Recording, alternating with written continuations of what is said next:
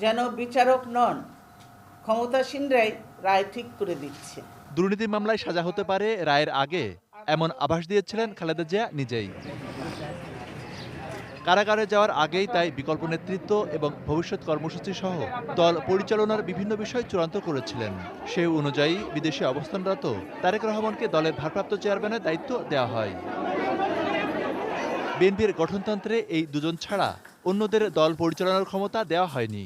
এক্ষেত্রে দলের সর্বোচ্চ নীতি নির্ধারণী পর্ষদ, স্থায়ী কমিটি এবং মহাসচিব তারেক রহমানের সঙ্গে পরামর্শ করে দলের করণীয় ঠিক করবেন। তারেক রহমান সাহেব যেহেতু next senior vice chairman, next পদবি, উনি এখন দায়িত্ব পালন করবেন এবং সবাই মিলে, সিনিয়র নেতৃবৃন্দ মিলে আলাপ আলোচনার মাধ্যমে বিগত দিনে যেভাবে দল পরিচালিত হয়েছে সেভাবেই হবে। বিএনপি নেতারা জানিয়েছেন, দলীয় প্রধানের নির্দেশনা মেনেই শান্তিপূর্ণ কর্মসূচি দেওয়া হচ্ছে।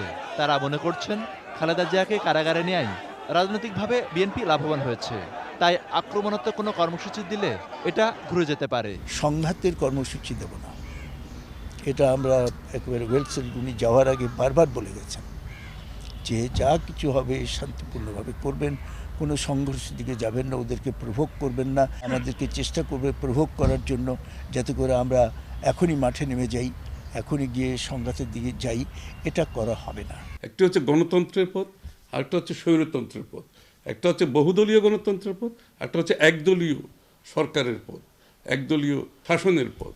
জনগণের যে অপশনটা আছে তারা সেটা বন্ধ করে দিচ্ছে। আবার কেউ নেতিবাচক কর্মকাণ্ড ঘটিয়ে বিএনপির ওপর দায় চাপাতে পারে। সরকারের পাতা ফাঁদ এড়িয়ে চলতে বিএনপি আরও কৌশলী বলেও জানান নেতারা। অনেক সময় আছে, আমরা দৃঢ়ভাবে বিশ্বাস করি এই সরকারই শেষ পর্যন্ত এই দাবি মানবে, জনগণের দাবি, দেশের মানুষের ভোটের অধিকারের দাবি। মনিরুল ইসলাম মিন্টু, 18 নিউজ, ঢাকা।